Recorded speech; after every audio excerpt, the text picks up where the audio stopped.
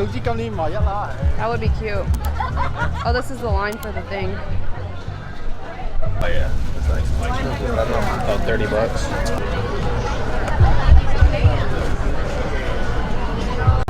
Where is it? Oh, I see.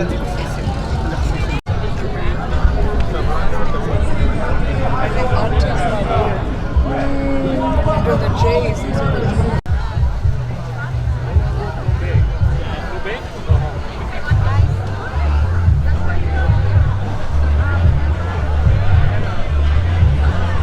Alright, it is the night before race day. It's about 8:30 p.m. Everything's ready to go. I got my clothes laid out. My hydration vest is packed, ready to go. I have a super early wake up time around like 3 in the morning, so I'm gonna head to bed, get some sleep so that I have a good race tomorrow. Wish me luck. Good morning. I've been up since like 3:15. It's race day. I've been training for this day for months. I went to bed at 8:30 last night. Went to bed, but I was definitely not sleeping at 8:30, so I didn't get that much sleep tonight, but I feel fine right now. Making some coffee, getting this in me now. I'm about to have my toast. I wanted to eat early and hydrate early so that I can like take care of things before start time. So anyways, wish me luck. I'll update you guys later. Pacing group that's going to be pacing our runners, so look for their signs and look at the time that you would like to run, and they are there to support you and get you to your time. All right, we're about 5 minutes out. If anyone wants to track me, there's a link to track me on my Instagram story. My bib number 2:11:20.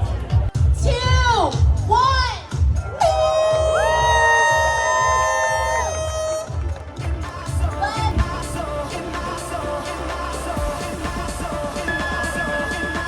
Let's go.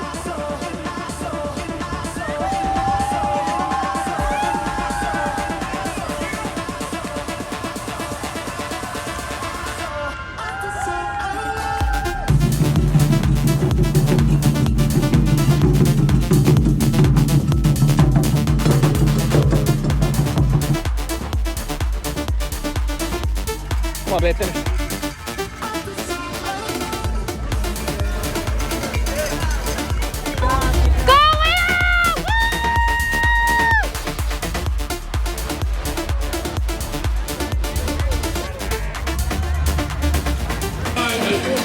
Congratulations to you. Yes, that's right, Chris. It's time to relax. Make sure you say thank you to your volunteers there in the... It's the hardest thing ever. Here, I take this. Sorry. Thank you.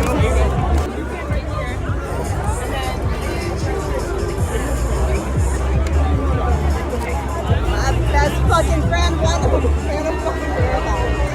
Okay, we are good. I am going to turn you around this way because of the sun. Okay, smart. Okay, so this looks a cool background too. Yeah. Okay. Oh yeah, dude. I'm gonna get options. Dude, I can't believe you did that shit. Yeah. You ran a fucking marathon. I got blisters walking over here, and I was like,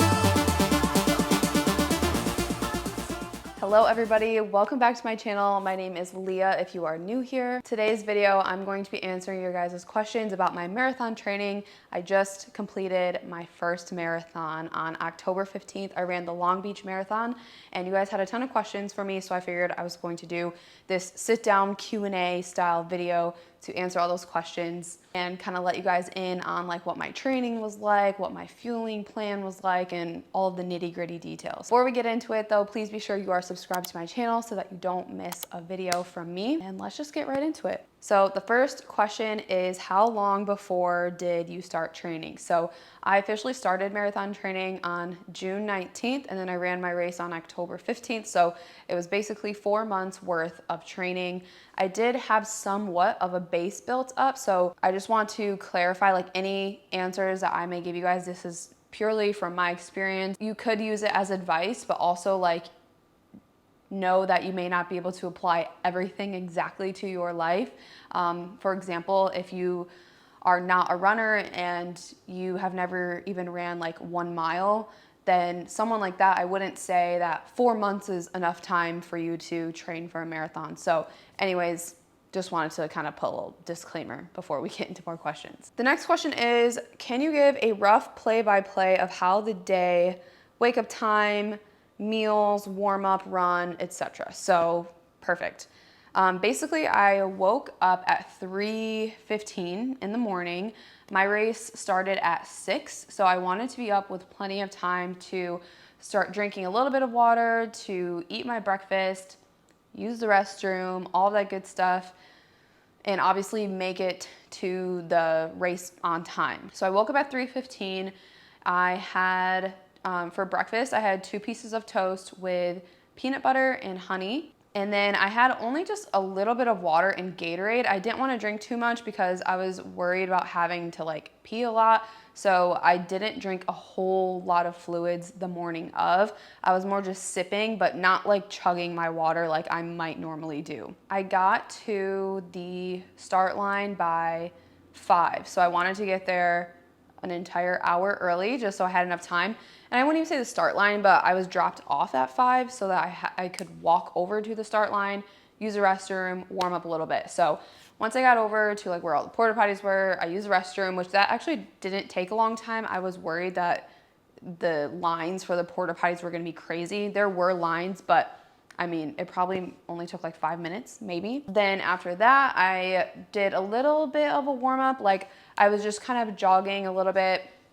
I jogged like to the porta potties, and then I did like a little bit of like light dynamic stretching, some leg swings. And then my race actually had a bit of a delay. So like I said, we were supposed to start by 6, and we didn't end up starting until I think like 6:20, 6:25, something like that. And I actually don't really know why there was a delay, but people were getting kind of irritated at the starting line because they kept saying like, okay, 5 more minutes or 2 more minutes or whatever. And like people were literally like groaning and booing and stuff. So I don't know if that's typical or not at marathons or races, like to have delays.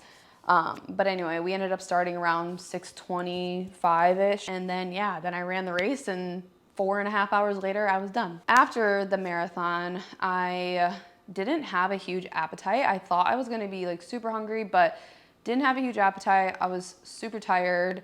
Once I got home, I just showered and like laid on the couch for a little bit and probably didn't eat my first meal until maybe like an hour and a half later, maybe. And my first meal was a sub from Jersey Mike's and a Gatorade. And then after that, I didn't eat until later that night, and I had In-N-Out. I had a few people ask what the hardest part of the race was.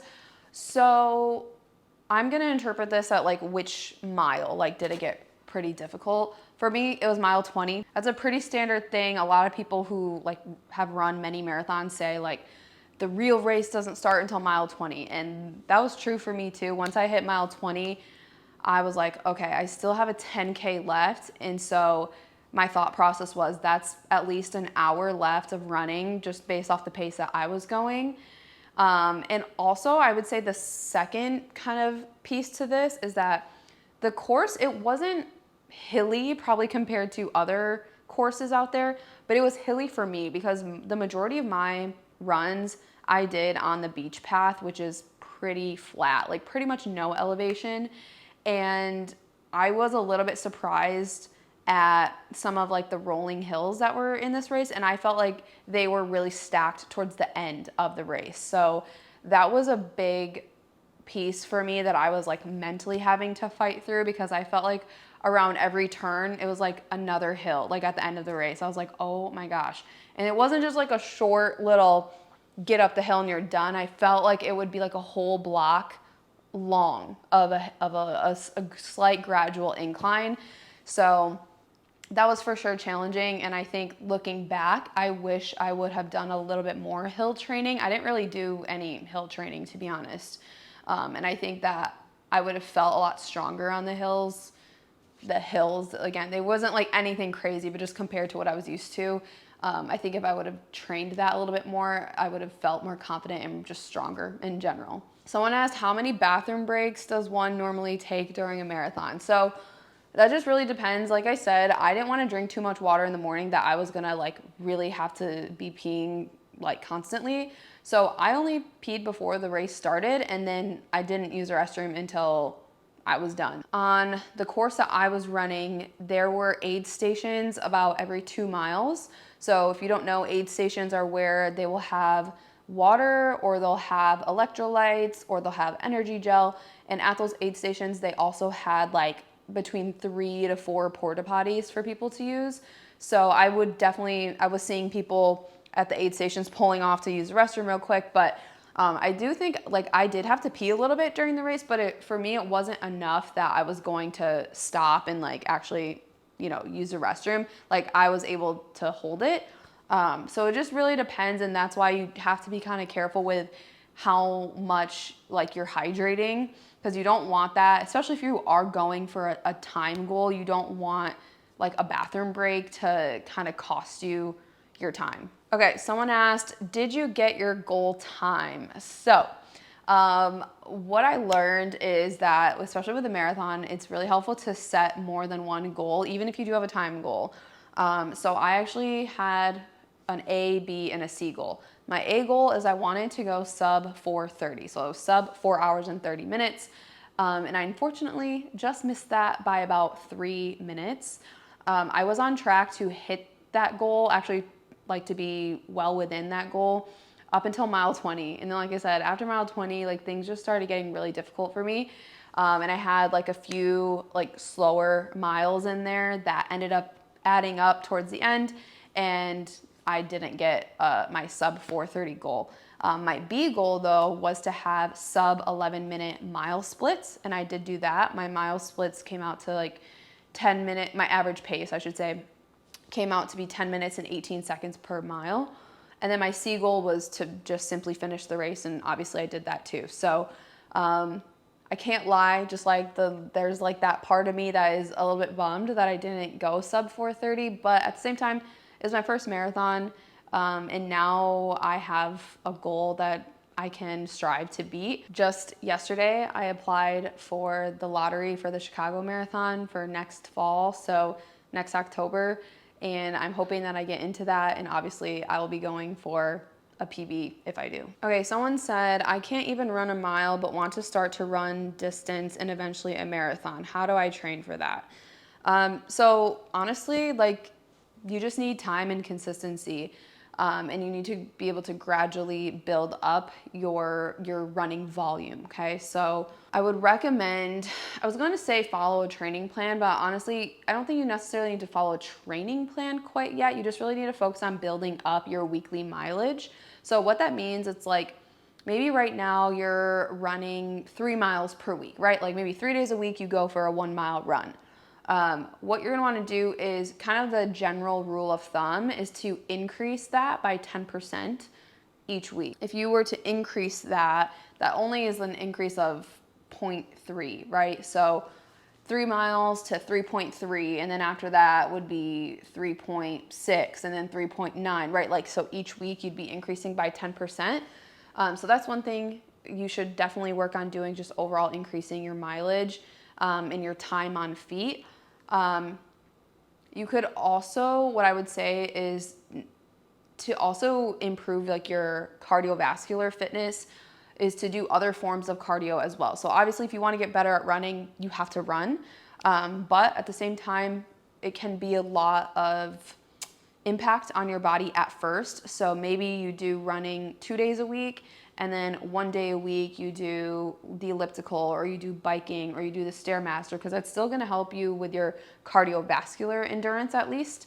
But it will just help change the stimulus on your body for that 1 day of the week, so that you're not always doing like the high impact nature of running. So I think just really the takeaway is to build up gradually, give yourself plenty of time. So if you do want to run a marathon, like set that goal out for like a year from now. Like let's say next October, you want to run that fall race, and then you kind of have a goal that you can see and that you can really work towards. And I would say continue to work on it over the next year. I think it's definitely a possibility. And I would also say like don't only run, because you're definitely gonna want to still have some strength and some muscle to keep your joints and your body protected.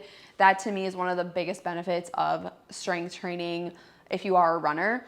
Because building up your strength and your muscle will really help like keep your knees feeling good and strong, keep your hips feeling good and strong. Like when you're running, you're using so many big muscles. You're using your glutes, your quads, your adductors, your hamstrings, obviously your calves as well. And so if you can use strength training as a tool to strengthen all of those areas, it's also going to make you a better runner and keep you injury-free and pain-free.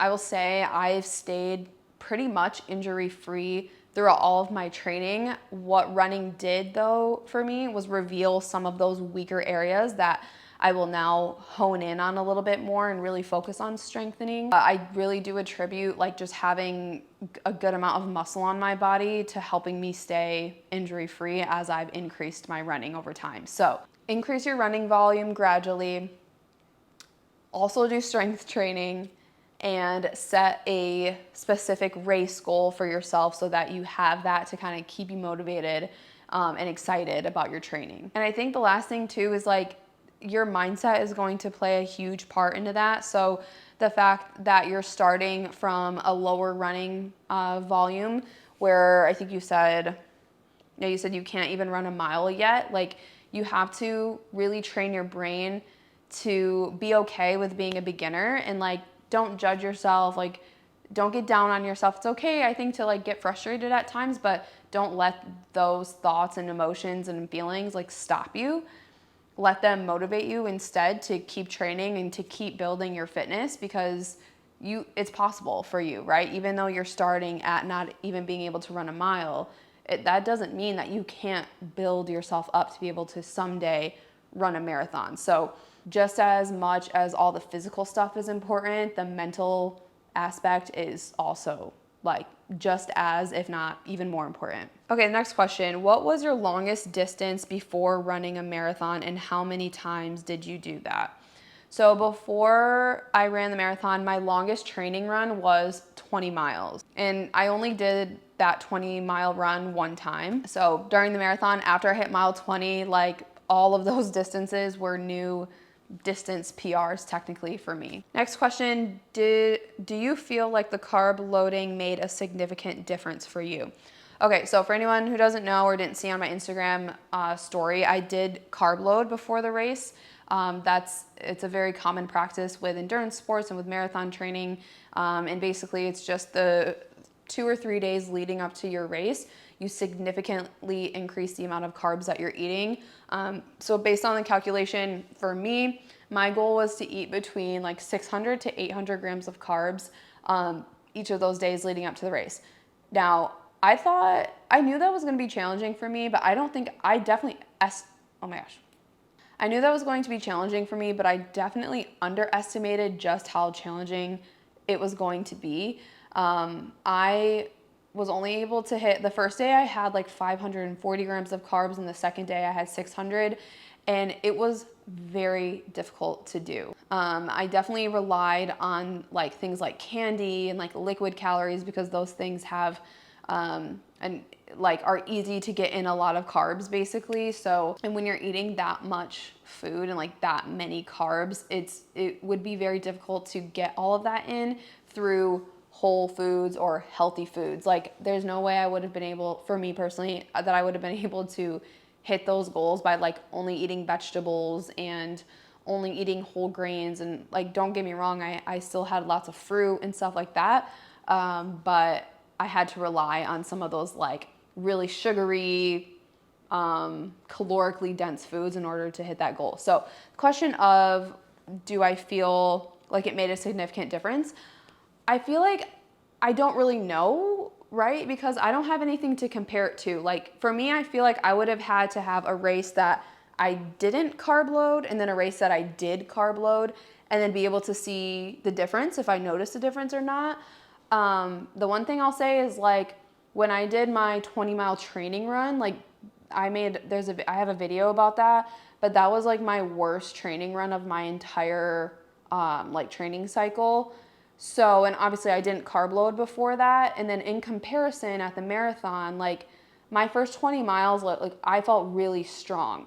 But at the same time, it's not like a one-to-one comparison because I also like had my taper before my marathon. So I could also attribute me feeling stronger just because I wasn't as fatigued as compared to my 20-mile training run. So I feel like it's hard to really know if it made a significant difference. I think that if I, like my next marathon that I run, I still would do a carb load. I don't know if I would eat as many carbs just because it was really hard for me. And I was definitely like force feeding myself at the end of the night in order to hit those goals. And like some nights I was going, or a couple of nights, well, I only did it like 2 or 3 days. But I was going to bed just like really uncomfortable, like, I don't know. I don't know if I would do it as much as I did in the future, but I still would just significantly increase the amount of carbs because I know the science behind it and I know the benefits of having your glycogen stores topped off. So sorry, I feel like that was like not a super straightforward answer, but I do feel like I would have had to have another race that I could compare it to be like, oh yes, this was worth it, or no, it wasn't worth it. Next question, how was the week of the marathon in terms of training, runs / lifts, and nutrition? So race week, I did not do any lifting and I did not do any dance classes either. You know, with race week, you are really trying to make sure that you're gonna be fresh for race day. You don't wanna be adding in any like new activities. You don't wanna be sore, all that. So my decision was, I was like, I'm not gonna risk like doing anything extra that I would go into the race sore or fatigued or whatever. So for me during race week, I only did two runs. Like I did 2-mile runs, and then I did have a shoot that like we were hiking during. So I technically did like a little bit of hiking, which I kind of was worried about that because I was like, I don't want like this to make me sore or whatever, which it didn't. But if I didn't have that shoot that I was hiking at, I would have done one more run that week so that I would have had 3 runs and then the race day. But that's just how it worked out. Again, as far as nutrition, I kept everything pretty much the same outside of the carb loading days. So those were the 3 days leading up to the race that I did the carb load. But outside of that, like I ate all like my typical normal foods during race week. A couple people asked, how am I feeling? Like how does my body feel physically? The worst part is at mile 20, my foot started hurting, which is weird. I've never had foot issues like during any of my training runs. I didn't change my shoes. Like I ended up running in a pair of shoes that I trained a lot in, which I'm gonna come back to that point. But at mile 20, the outer portion of my left foot started hurting, and I was like, that is super weird. I don't know what that is. And I think like the adrenaline of just being in a race, I didn't really notice it hurting too much. Like I wasn't focused on it during the race. Then once I got across the finish line and like I stopped running, like whatever, I'm starting to like, everything's starting to come back down. My foot started hurting really, really badly. I like had to limp all the way back to the car. And even today, like today is Wednesday, so it's 3 days after race day, like I'm still kind of limping around a little bit. It was super swollen. The swelling has gone down a lot. Basically, like I can kind of recreate the pain, and it's when I evert my foot. I did a little bit of self-diagnosing like on Google, and I think it's something called peroneal tendonitis. I was like the day of the race, I had like this weird rush of emotions. So, okay, quick story time. My official race time didn't post right away. Like it it tracked me all the way through mile 20. And then after like I was done with the race, it kept saying, it just showed my predicted end time. It didn't show like my official finish time. So I was freaking out that like something happened and there was a glitch and like I wasn't gonna have an official end time.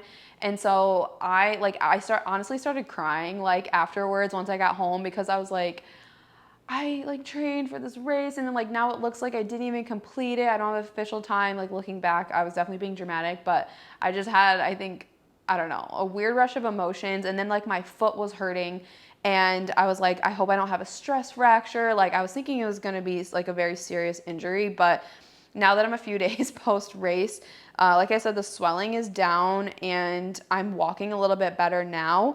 But again, that's just also feedback for me.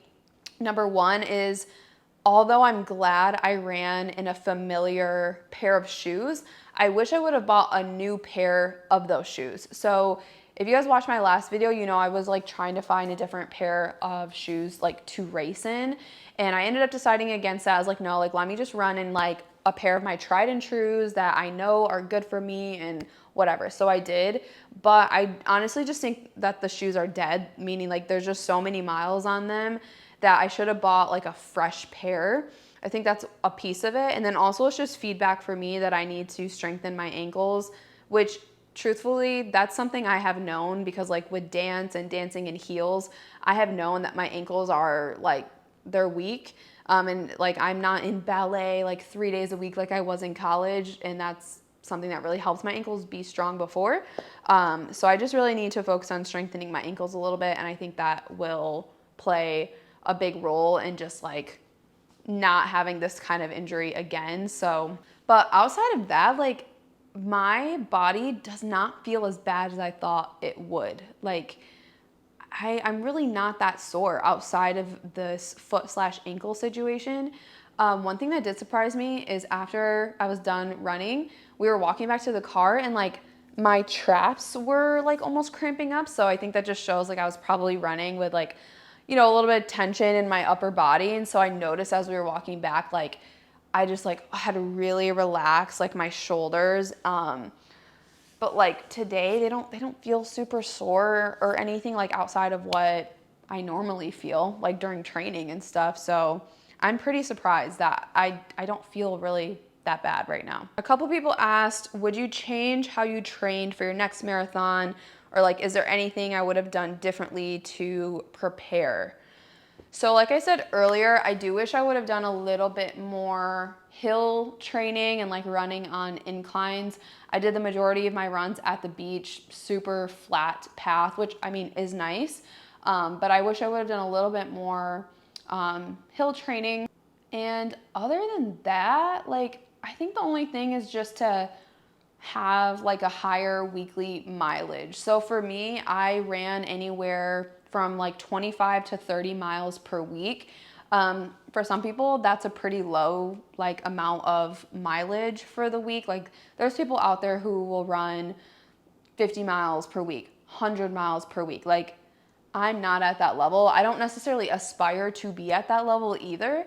I think going into my next marathon, like I want to try to maintain as much of this fitness that I can over this next year, because like in my head, I'm manifesting that I'll be able to run the Chicago Marathon. But I'm hoping to just basically go into my next round of marathon training with even like a higher level of fitness. So with this training round, like my weekly mileage starting out was not even at that 25 to 30 miles per week. Like I had to build up to that while I was training for the marathon. So I'm hoping that this next time around, I won't have to like start at 0 and then build back up to 25 to 30.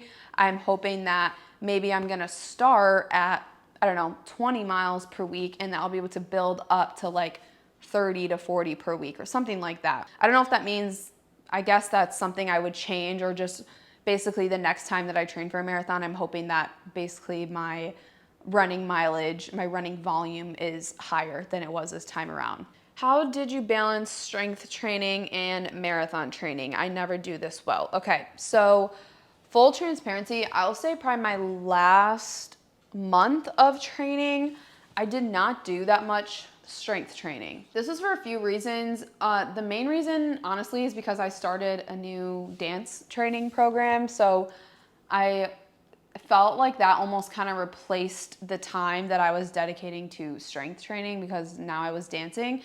So for me, it wasn't super doable to balance strength training and dance and marathon training. Like it was just a lot. Last month, like I only lifted probably like a handful of times.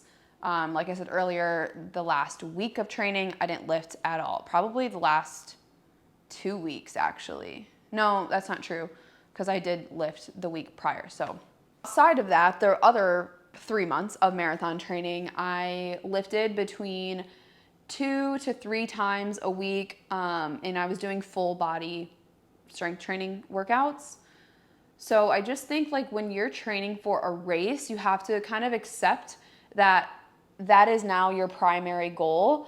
And at least for me, that means then strength training is now my secondary goal. So if the majority of your focus and your time is going towards this race, then that means naturally you're going to have just a little bit less of those things for other activities. So I think it's just really kind of coming to terms with that and like understanding that it's temporary and like once you're done with your race, you'll be able to get back into strength training a little bit. I personally really like working in phases like this because I kind of go through these times where I'm like, oh, like I just really want to run. And then like now that I'm done with marathon training, like I'm so excited to like get back into lifting a little bit more. And before I started marathon training, like I had been lifting a lot, like between 4 to 5 times per week, like absolutely crushing it. But there was this part of me that was like, dang, like I miss running a little bit. So I think you can work in phases like that. But at the same time, if you're not actually training for a race, then it's a little bit easier to divide your time up so that you can do both like pretty equally. Like maybe you lift 3 days a week and you run 3 days a week, as opposed to running 5 to 6 times per week and then only lifting like 2 to 3 times per week or whatever. So I think that like we have to be okay with the fact that like most of us have limited amount of time. Like we're not professional athletes. We're like our only responsibility for the day is to train. I mean, that would be awesome, but most people do not have that luxury. So it's just kind of being okay with the time that you do have. Try to be as like efficient with your workouts as you can, and know that like if you are in a specific season where you do have to focus on one over the other, know that eventually you'll be able to kind of shift the balance again once you're done training for that race, and then you can start, you know, lifting a little bit more again. Marathon running essentials: vest, watch, gel / shoes. So for me, my vest is from Camelback. It's the Camelback Chase vest. I think it's actually technically like a hydration vest for biking, but I don't know. I've used it for like 2 years now for running and hiking and stuff, and it works great. My watch, I have the Garmin Forerunner 955. I've had this for like a year, a little over a year now. Before that though, I just had an Apple Watch and it worked fine. For gels / chews, so I personally use the Goo energy gels and then the Cliff Blocks. They're kind of like they're kind of like fruit snacks, but they're big, like big old fruit snacks basically. That's what I used on race day. That's what I used in training runs. I did recently try one of the Huma, I don't know how to say it, energy gels, and I didn't love it. I think the flavor I had was like pink lemonade, and it was just super intense. Like the flavor was super tart. But someone on my Instagram recommended to try I think they had like a cinnamon apple one, and they said that one was a lot better. So I do want to try that. I have tried the honey stinger gels. Not a big fan. Like they're just very thick to me. Like the consistency was just not it. Like it's very much like honey. So I don't know. I mean, I ate it, and I actually had that on the before the race started. I had that before I got to the start line. but I didn't love it, to be honest. And then I also, as far as like electrolytes go, I have used liquid IV, but my favorite are actually like the Noon hydration tablets. They're kind of expensive, but they're just so easy. You just like drop them right in there, and I really like those. Where do you see your fitness goals going now that you beat this one? So I don't know. So I have really been asking myself like, okay, what's next? But really now I am shifting my focus to be more balanced with all of my goals, right? Like the past 4 months, running has definitely kind of taken the cake as far as where my priorities in time have gone.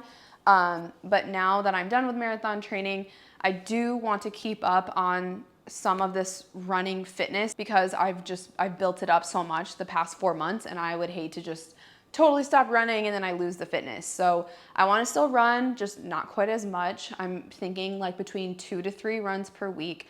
Definitely want to get back into lifting more, and like probably between 3 to 4 times per week. And then dance is also going to be a big focus for me as well, just getting back into classes more. With the training program that I've been doing, that's typically like 4 days per week.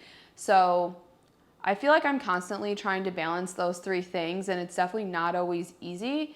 But it has been a bit since I've given dance like the majority of my focus. So I think heading into these next few months, that's where a lot of my time and energy is going to be going to. And then any extra time and energy that I have, I will use for lifting and running. What does recovery look like post marathon? Okay, so I mean, I'm 3 days since race day and I've just been chilling. Like I have not done any physical activity outside of walking my dog.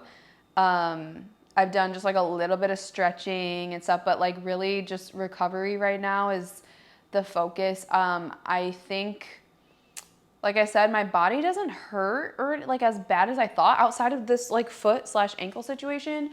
But like I feel like if I didn't have that, like I could easily like go on a run. You know what I mean? Like even lift right now. Like I feel pretty good, but I do know my body needs some time to recover. But actually next week, Brandon and I are going on a trip where hiking will be involved. So I know I'm going to be getting back to some physical activity pretty soon.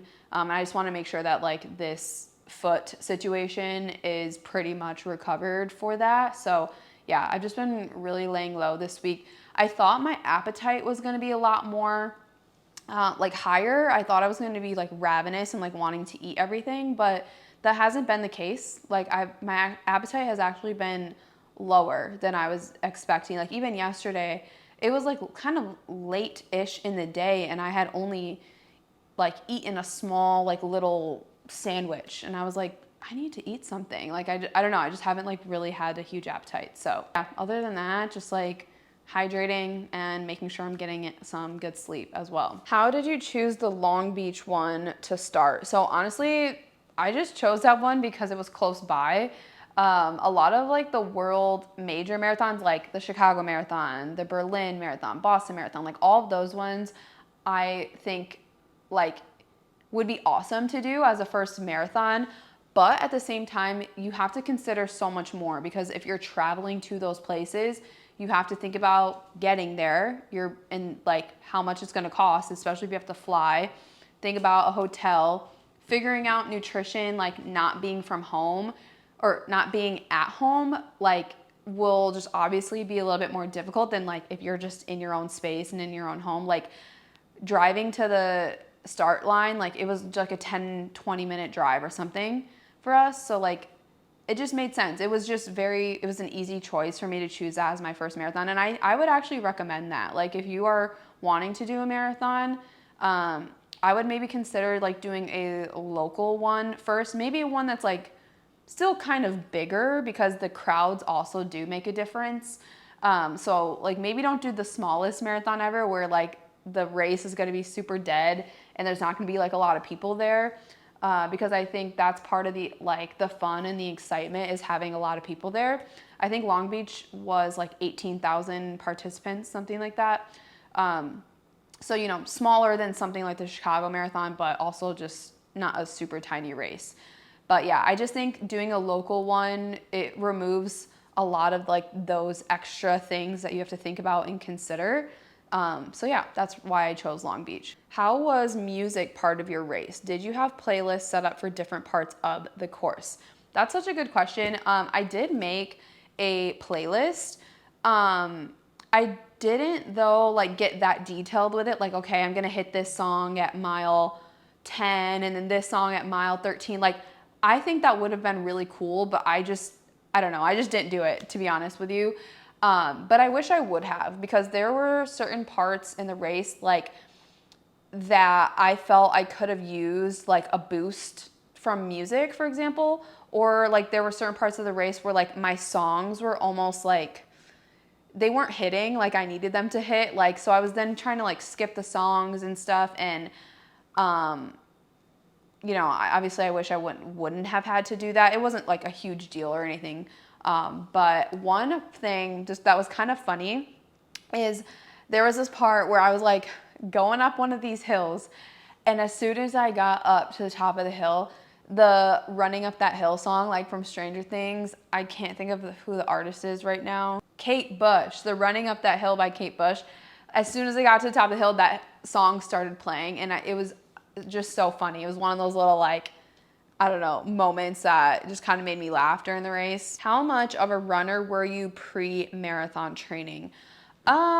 So I did my first half marathon in 2021. I always say, like, I feel like my run journey, like where I started running, like because I wanted to run, started in 2020, like a lot of people's did because of COVID. So like when all the gyms and stuff were closed, like a lot of people just kind of got into running, and that was the case for me as well. I actually have a video where I challenged myself to run 100 miles in 30 days. So that was, I would say, like the first, I don't know, instance of me starting to run for enjoyment, I guess, or like for choice. And I say that just because like growing up, like in sports and like being a dancer and stuff, like I remember like a dance team practice, especially in the summer times, like we would start our practices like by going out to the track and running a mile. And like I hated it so much. Like I was not a runner. Like I did track and field, but I wasn't a runner. I didn't do the running events. I was a thrower. So I don't consider myself like a runner by nature. But yeah, I started to do it in 2020, ran my first half marathon in 2021. And then ever since that, like running is just something that I have done. I would say 2022, I did a 10K and I did a 5K race. At my 10K race, I threw up afterwards. 10Ks are hard. Like 10Ks, I don't know, like it's obviously shorter than a half marathon, but like you race it differently than you do a half marathon. Like it's like, because it is a shorter distance, it's like you can run at a higher intensity. So I don't know, that race was fun, but also like I said, I threw up at the end. Like as soon as I crossed the finish line, I like crossed, and then I swear like the first breath I took, I threw up. So that was 2022. And then yeah, now 2023, I ran my first marathon. So that's a little bit of like my background and like history with running specifically, but I do think it helps to in general come from an athletic background. Like I think it's a lot easier for someone who, you know, grew up playing sports, or they grew up, you know, in dance or cheer, like because you're used to going to practices and like, you know, having to do your workouts, like maybe when you like don't want to, but like you do them. I think it's easier for like people who grew up like with athletic backgrounds to get into running, as opposed to people who maybe didn't have that background. I think that kind of makes sense, but I just like to include that because it's not like I just had no background of running at all, and then just like one day I was like, I'm gonna start running. What plan did you follow for training? So I kind of did a hybrid of two different plans. I would look at like the Nike Run Club marathon training plan, and then also the Run with Hal app. And I would kind of compare them and then decide what I was gonna do that week. both of those plans called for 5 runs per week. The Nike one typically would include 1 speed work day. But I honestly didn't do too much speed work. I was really just trying to focus. I didn't do a lot, I guess I should say, like speed focused workouts, but I would change up my paces sometimes, like during runs. Like basically, let's say I went on a 5-mile run, I would do like 1 mile warm up and then 3 miles at my goal marathon pace and then 1 mile cool down. So I would do stuff like that. But yeah, although both of those plans typically called for 5 runs per week, I was mostly doing like 4 runs per week. And like for me, that ended up being enough to, get me to be ready for my race. How many gels / chews did you end up having? So it's a great question. My like fueling strategy is I had 1 gel like before the race started, outside of my breakfast that I had that morning, but I had 1 gel before the race started. And then I fueled every 30 minutes. And I alternated between the GU energy gels and then the Cliff Blocks. So at 30 minutes, I had my first GU, and then at an hour, I had a whole entire pack of Cliff Blocks. I would usually start eating the Cliff Blocks a little bit before an hour, just because like there's 6 of them and it like takes a little bit to eat all of those like while you're running. So I would alternate GU, Cliff Block, GU, Cliff Block, GU, Cliff Block. And then, yeah, I believe, so I had a total of half hour, hour and a half, 2, 2.5, 3, 3.5, 4. So 8 like energy things, whether it was GU or Cliff Block during the race itself. And I think that's a pretty like generally accepted rule, is to fuel every 30 minutes. Some people do it based on miles. For me, minutes is just like, and that's what I did in training too. So no matter what you end up doing, just make sure like you practice it during your training before it comes to race day. And someone also asked, like, did I bring my own fuel? Yes. So at my race, they were only offering GUs at 2 of the aid stations. I think it was like mile 10 and then mile 16. I was like not about to rely on that. And also that just wasn't enough for me. So yes, 100% I brought my own.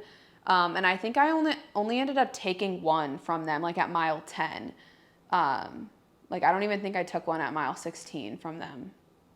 And it's just like, for me, I'm like I worry. I'm like, what if they run out or something? And like, I don't know, they probably won't, but you never know. So I would recommend like bring your own. So like you're totally like relying on yourself. Running watch recommendations for newbies, especially before Black Friday sales. So to be honest with you, like if you are very, very new to running, like, because Garmin watches are pretty pricey. Like if you have an Apple Watch, I don't know. When I ran my half marathon, I just used an Apple Watch for that whole training time. And like, I've only got this Garmin a year ago. So if you can find a Garmin like that's on sale, I think that's awesome, especially because Garmin does give you a lot of great like feedback and like, I don't know, it's kind of cool to just see all the different metrics and numbers that they have in comparison to the Apple Watch. So I do think Garmin's are awesome. But for newbies, like don't feel like you have to go and buy like a $500 watch. Like, and I don't even really know how expensive Apple Watches are anymore, but I just wanted to say, like, if you already have an Apple Watch, like that's probably gonna be enough. If you're just starting out, you could always ask for a Garmin like as a gift too. Like I got mine as a gift. So I don't know. I think that they are great and they offer a lot more information than Apple Watches do. And like my only complaint about Garmin watches is just that obviously like the integration between like a Garmin and an iPhone versus an Apple Watch and an iPhone, like obviously it's not the same. But outside of that, like I love my Garmin. Okay, I think that's really it. If anyone else has questions that I didn't answer in this video, leave them in the comments and I will definitely get back to you. But thank you so much for watching. I hope that this was helpful. If you're someone out there that's considering running for a marathon, I really do recommend it. It was a super fun experience. It was obviously challenging, but I would do it again. And I think it's great to do things that are hard and to do things that maybe you don't fully think that like you're capable of doing, because if you put the training in and the work in and like you're consistent with those things, like you can do it. You can build up to it and do it. Other than that, be sure you subscribe to my channel, give this video a thumbs up if you liked it and if it was helpful. And yeah, I'm not sure what the next series is going to be yet, but if anyone has like recommendations or suggestions or anything like that, leave them in the comments and I will take it into consideration. But other than that, I will see you guys in the next video.